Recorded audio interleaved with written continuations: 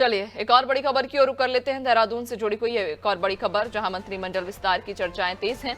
Cabinet विस्तार की सियासत में चर्चा शुरू हुई है। विस्तार पर संगठन सरकार की मंथन की खबर है, आपको बता दें। चले मंत्रिमंडल विस्तार की चर्चाएं तेज हो गई हैं। कैबिनेट विस्तार की सियासत में चर्चा शुरू हुई। विस्तार पर संगठन सरकार के मंथन की भी खबर है। तो मंत्रिमंडल विस्तार की चर्चाएं तेज हैं। कैबिनेट विस्तार की सियासत में चर्चा शुरू हुई। विस्तार पर संगठन सरकार के मंथन की भी खबर है। तो मंत्रिमंडल विस्तार की चर्चाएं तेज हो गई हैं। कैबिनेट विस्तार की सियासत में चर्चा शुरू हुई। इधर विस्तार पर संगठन सरकार की मंथन की खबर है। ज्यादा जानकारी लेंगे सहयोगी सोनू लगातार हमारे साथ बने हुए हैं।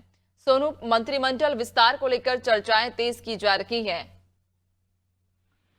देखिए नैन्सी, जब जब मुख्यमंत्री दिल्ली के दौरे पर जाते हैं तब कहीं ना कहीं इस तरह की खबरें जो है वो चर्चाओं का विषय बनती है, सुर्खियां बनती है। चूंकि जब उत्तराखंड में प्रधानमंत्री नरेंद्र मोदी ने गंगोत्री के मायके मुखवा का एक दिवसीय दौरा किया, तो उसके बाद ही मुख्यमंत्री दिल्ली के लिए रवाना हो गए और केंद्रीय नेतृत्व से मुलाकात के ये मायने निकाले जा रहे हैं। और इसके साथ साथ जो उत्तराखंड बीजेपी के जो प्रदेश अध्यक्ष हैं और जो भारतीय जनता पार्टी के राष्ट्रीय प्रवक्ता हैं अनिल बलूनी, और जो गढ़वाल जो संसदीय क्षेत्र है इससे सांसद भी हैं, उनके और जो बीजेपी के प्रदेश अध्यक्ष हैं उनके बयानों को अगर आप गौर से सुनेंगे तो कहीं ना कहीं ये साफ साफ दिखाई दे रहा है। जो पार्टी के जो पदाधिकारी हैं, हाँ, उनके बयानों पर अगर आप गौर करेंगे तो साफ दिखाई दे रहा है कि कहीं ना कहीं जो उत्तराखंड में कैबिनेट का विस्तार होना है, जो मंत्रिमंडल का विस्तार होना है, इसका समय नजदीक आ रहा है। अब ऐसे में ये देखना होगा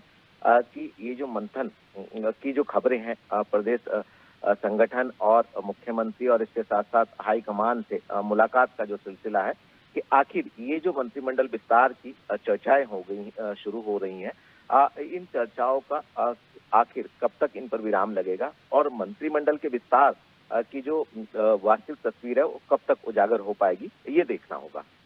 बिल्कुल, यानी कि मंत्रिमंडल के विस्तार को लेकर लगातार चर्चाएं तेज हैं और अब देखने वाली बात होगी कि आखिरकार मंत्रिमंडल में अब किन चेहरों को शामिल किया जाता है। बहुत शुक्रिया आपका, बने रहिएगा और भी आगे आपसे अपडेट्स लें।